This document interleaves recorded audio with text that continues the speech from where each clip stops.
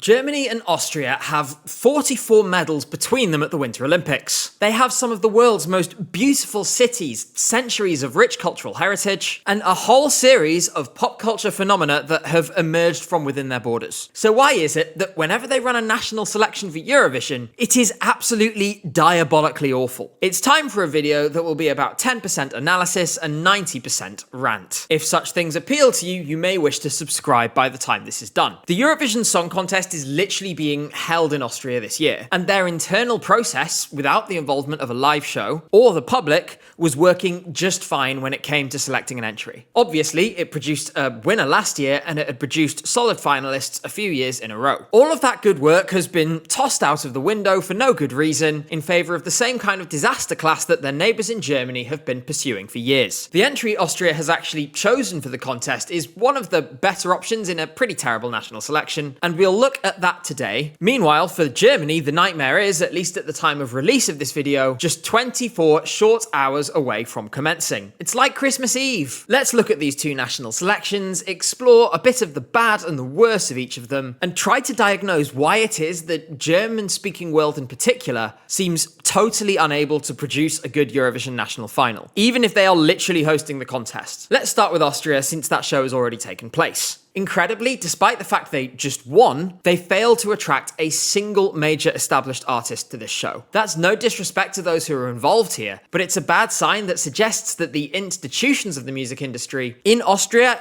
feel that they have reason not to be involved in this. Whatever those reasons are, it means we have a set of 12 performers who are mostly pretty green. That doesn't have to be a bad thing, but an internal process allows you to vet those people and then pick out the one who has the ability to make that jump to a TV level and to a Eurovision level straight away. JJ from last year is an excellent example of this. Instead, that process now unfolds live on our TV screens, and we see in real time how the Austrian broadcaster lets down these young artists. I feel so aggrieved about the way the broadcaster handled the selection that I'm actually not going to single out any artists in particular here. Some of the songs were good, some of the songs not so good, but the reality behind this remains that the people themselves who are singing them are mostly amateurs with full-time jobs to support their musical dreams and ambitions, and it wouldn't be fair to just dunk on 2 or 3 who had the worst songs of the lot. Instead, I think it's much better to look at the picture more widely and see all ways in which this experiment of a show drastically failed. The first warning, to be honest, was that this came into existence this year of all years. Choosing to unnecessarily upend the process that has been working well, to schedule a national final when resources are already stretched, and mostly dedicated to holding the actual contest itself in May. There was no need for the Austrian broadcaster to put pressure on the staff and production teams, who presumably will be the same or similar across both events. There will certainly be at least some crossover. Even if we ended up with the exact same song, I would have much rather had an internally selected entry if the alternative is a national final that made everyone who watched it feel like they wasted 3 hours of their lives for no good reason. I get that there's excitement around Eurovision being in the country, but the road to hell is paved with good intentions. And among those good intentions will be those that are behind the genesis of this show. Second was the decision to include a judging panel. We've seen this quite regularly before in Ukraine and Ireland, and also in Germany last year. In Ukraine, the members of the panel eviscerating everyone seems to essentially be tradition at this point, though I am still not a fan of it. But I think because there seems to be a legitimate cultural difference in how this kind of thing is seen by the public and by artists, it doesn't quite fit in with the rest of them. Meanwhile, in Ireland, last year when they did a judging panel, it resulted in one of the acts jumping onto Instagram to tell the panel to suck a bag of dicks. There is no good reason to include a panel like this in a show like this one, for many different reasons. Like I said, unless you're in a media landscape where this is totally normal, which is basically just Ukraine, it will further discourage established artists and labels from getting on board. No right-thinking label would allow their artists to participate in a show where the potential exists for their song to be trashed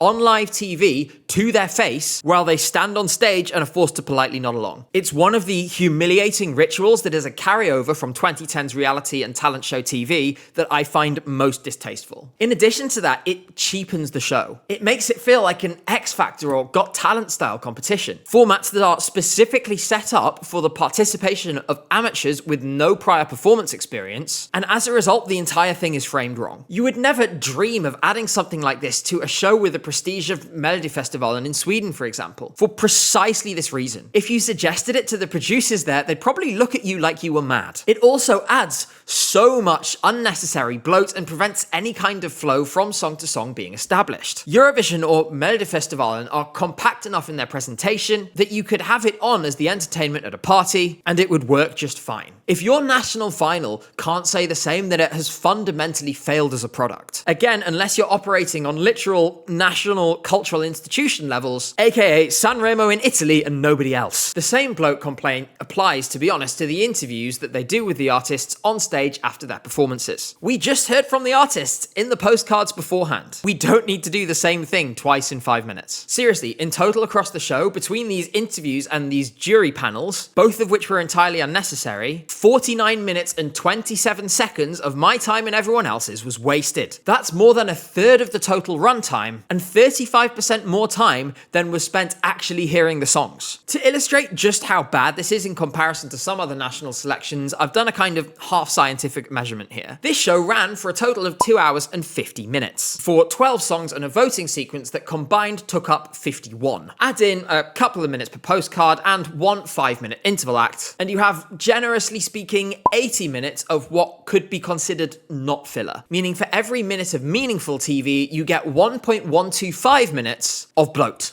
That is abysmal compared to other places. If we take the final of Melodifestivalen in Sweden last year, it has the same number of songs and postcards, but a runtime of 2 hours and 10 minutes. Of those, 85 to 90 minutes could be considered meaningful by the same definition I used for Austria. We'll take the 90 to make the rounding here slightly easier, and that means for every meaningful minute, you have 24 seconds or less than 1/3 as much of filler and bloat. The difference in efficiency is massive. I really think that speed and efficiency is a hugely underrated quality when it comes to national finals. If the gap from the first song to the voting is somewhere around 1 million years, then people will eventually give up and turn the TV off. Just get on with it. There is no reason for this show, or in fact any national selection, to be this long. Unfortunately, I think the key problem here is that this is all by design, because ORF didn't set out to make a national selection in a format that actually works. It didn't set out to make a show where the music and the performances were the focus. This is a primetime Saturday night sit-down TV show that happens to have music and voting. And therein lies the root cause of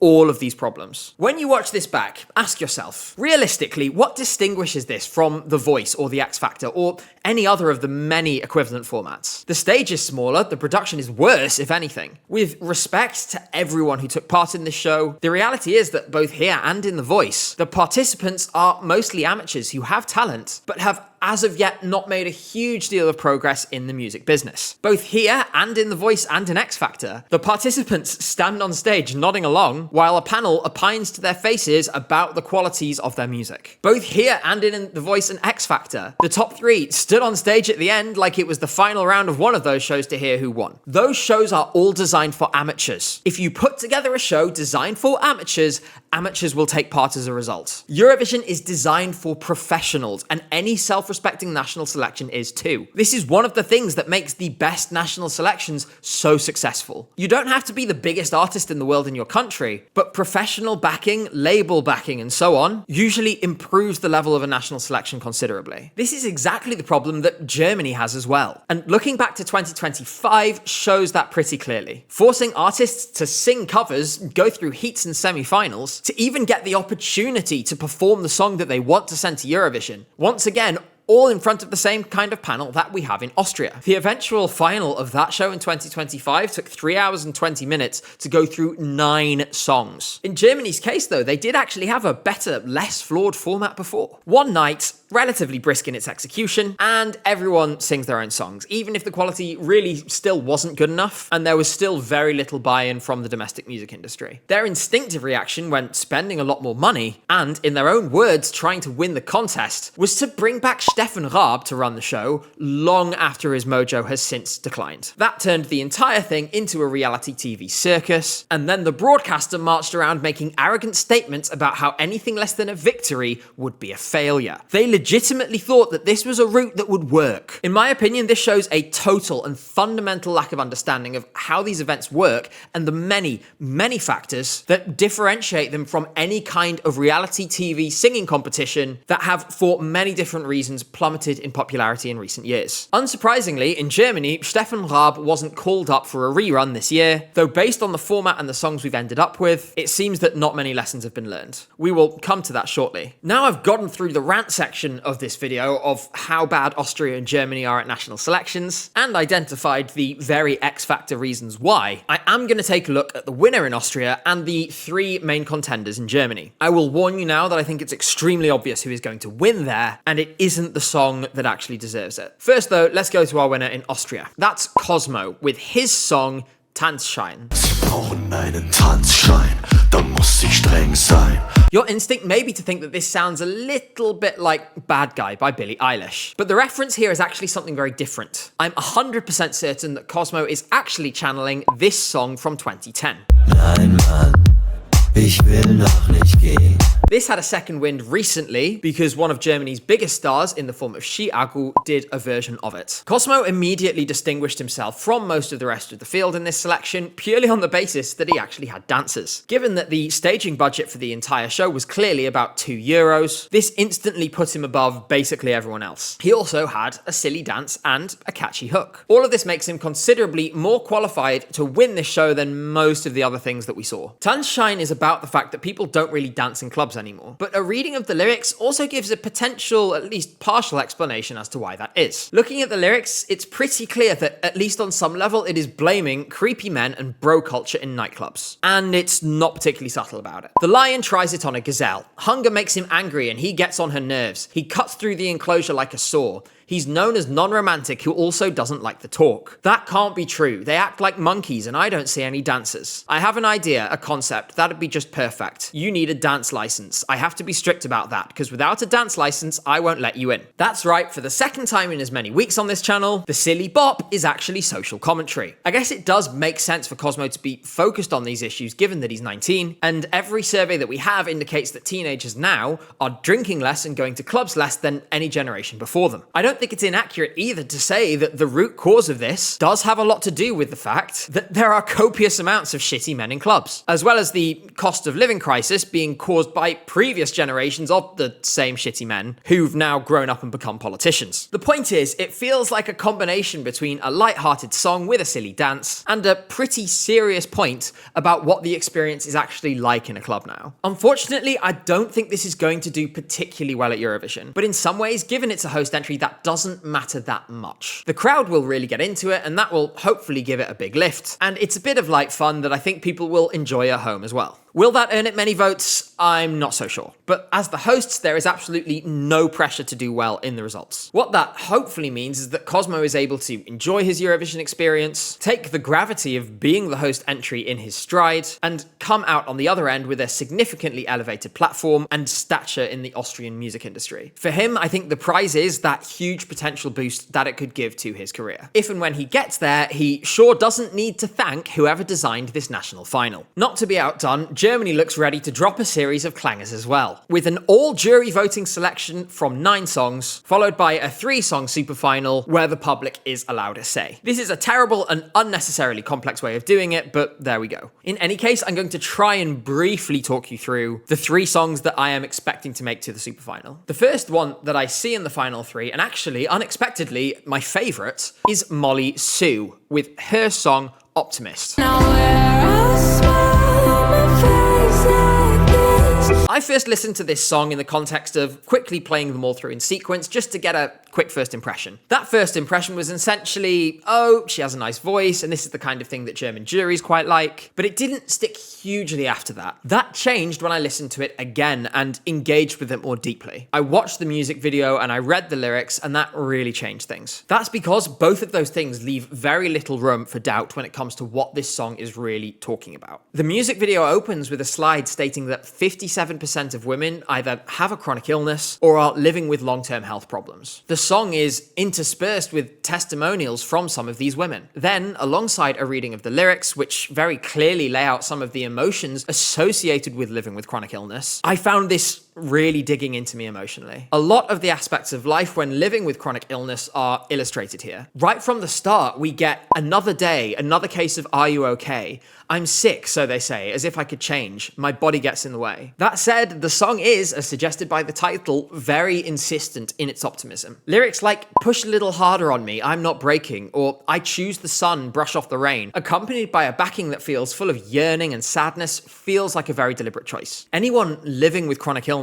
can relate to the never knowing if it's going to be a good day or a bad one, and also the reality of when you push yourself just a little too far on a good day and have a crash afterwards. If there's one universal emotion that I've seen amongst everyone I know who is chronically ill, it's the constant desire to do everything you want, but the constant frustrating of being physically unable to because your body is stopping you. At the same time, while the song really clearly grips all of these negative emotions, I wouldn't say that this is a song about ignoring your reality in some way, or about insisting that things are fine when they aren't, despite the fact that, as I said, there is some really optimistic messaging in here. While I think these contrasts are an acknowledgement of those bad days and the hardest times, it's clearly an expression from Molly herself of wanting to live her life to the fullest regardless. This isn't just some abstract thing for her because she suffers from endometriosis, Ehlers-Danlos syndrome, and adenomyosis. This is her story just as it's the story of so many other women. A song as beautifully put together as this and with a message like this would be, in my opinion, a really superb winner of this show. And also Germany's best choice for Eurovision. I don't know if it's going to contend high up the scoreboard, in the actual contest that is, but to be honest, I don't really care. I have this emotional connection to it now that I really should say will make me less impartial. And I've watched women in my life suffer and struggle through the same chronic conditions that Molly Sue is singing about. For me, this is the only choice. Sadly, as I'll get onto, I'm expecting the German public to choose differently. The second of the three super finalists I'm expecting in this show is Ragazzi, with their song, Ciao Ragazzi. Ciao, ciao, ciao, ragazzi. The thing is with silly funny man songs is that they very much deal in extremes for me. I either love them or I cannot suffer their presence. Unfortunately, this time it's the latter. A commenter under the official music video for this song points out that the word ciao is used in this song 109 times, or once every 1.65 seconds. That is exceptionally repetitive by any standard. For contrast, Who the Hell is Edgar from 2023 says the word po just 92 times according to the official lyrics. What we have here is a repetitive silly song that does everything it can to drive the hook into your brain by repeating it over and over and over again ad nauseum. That hook is a universally understood phrase in Italian. What I'm saying is, if this went to Eurovision, everyone in unison will dismiss this as a cheap attempt to capitalize on the success of Espresso Macchiato. In turn, it will be punished accordingly in the voting. I don't know whether this is deliberate or not, though my leaning is to give Marty Fischer, who is one of the Ragazzi responsible for this, the benefit of the doubt, as he has been on YouTube for more than a decade and done a lot of really interesting and original and creative works in that time. But at the same time, I don't think people who like Marty Fischer are particularly on board with this either. You can see this in the form of the comment section under the video, which is full of people expressing disappointment, hoping for a revamp, or asking why this is about 80% just the same chorus repeated over and over and over again. With this in mind, you might be wondering why I think it's going to get it to the super final. The answer is, I think the jury will push it as something they see as very Eurovision. This is a kind of nebulous trait that is used to describe certain songs that bear the traits of what is stereotypically seen as Eurovision-y, even if the final product is not suited at all. I don't think the German public will go for it, but it will get closer than it should. Unfortunately, the winner is going to be something I like even less. That's Sarah Engels with her song Fire. I'm on fire, fire. I'm on fire, fire. You're a liar, liar. Stop denying, lying, no lying, lying, no more. Some days I wonder if I should just give up. Yeah, fire. This is particularly painful because I love Germany. I lived in Regensburg for 6 months in the wonderfully named triple-barreled suburb of Kumpfmühl, Siegersdorf, Neubrüll. I speak the language. I'm engaged to a German. I watch the German New Year's show with her every year. And sometimes I wear socks and sandals. Unfortunately, at least in this household, both mine and my German fiance's unanimous opinion is that it is extremely obvious Sarah Engels is going to win this selection, because she's an established name among the demographics that typically watch linear television on the German national broadcaster. She has been a familiar face there for years. She was one of the main acts on the aforementioned New Year's show this year, despite the fact that her last album flopped, and gets rolled out whenever they need someone to come and sing a song, preferably Schlager. The funny thing is, when we saw her as one of the headliners for this New Year's show, we both immediately said, rather cynically, that we expected her to be here and that performance was a lead into this. Sadly, we were correct. Sarah Engels emerged from the same talent show circuit that Germany and Austria have been taking their prompts from when making national finals happen for years now, having been the runner-up on Deutschland sucht den Superstar a decade or so ago. Success and reality TV stardom in the 2010s later gave way to diminishing returns in the 2020s. A reboot was required, and allegedly that's what this is. Unfortunately, it's come in the form of a vapid, meaningless song with the single most stereotypical and uncreative rhyming scheme in the entire pantheon of pop music. It's clearly born from a mentality of, let's do something Eurovision, rather than producing anything of actual material value. Oh, and there's a dance break, because of course there is. Sadly, this lowest common denominator slop is going to romp home in this selection on name alone, and it's really depressing that that's the case. That, though, is just what Germany does. Look at Sisters in 2019 if you want the classic example of this. Sure, we've had aberrations to this formula in the form of, for example, Lord of the Lost in 2023, and Bala last year was a great song, but at the same time, the village idiot, Icke Hüftgold, was runner-up in that televote to Lord of the Lost in 2023, and then in 2024, they very nearly gave us the long since over the hill Max Mutzki. The reality is, unfortunately, that the German broadcaster is simply not producing the kind of national selections that engage with the cutting edge of the German music industry. Nor is it seemingly aware of its own flaws based on how confident they were of Steffen Raab being the solution to all of their woes. That might have been in the answer in the 2000s and early 2010s when casting and talent shows were quite a normal route to find people for Eurovision. But that's not the case now, and it hasn't been the case for a long time. I just feel really sad about this because it's not like there's nothing of value in this selection. We highlighted Molly Sue before, and I would be so delighted to see her surprise me by winning this thing, but there are others as well who I haven't had time to talk about today who deserve their moment in the sun. Fundamentally, though, Germany is just incapable of making the right decisions in these environments at present. I imagine I will spend another year of watching the German selection with my head in my hands. So now we have our answer to the question that I posed in the title. The broadcasters in Germany and Austria simply do not understand how to run a national selection and have no concept of how this format differs from reality TV or talent shows. Until that's fixed, we're going to keep going around in circles. I will say, though, Germans are remarkably good-humoured about being terrible at Eurovision, to the point that when I did my last places ranking video, the comments were filled with Germans saying, "Finally, a video about us." Thank you as always for watching, and apologies for the fact that this was one of my whiniest videos ever. I basically just wasted 20 plus minutes of your life on an unhinged rant. That said, I suspect many Germans and Austrians might share my frustrations. For now, thank you as always for watching, and thank you to Danda, who was the editor for this video. There's still lots more coming, so make sure to subscribe if you haven't already, and I hope to see you very soon. Take care, and I'll see you in the next video.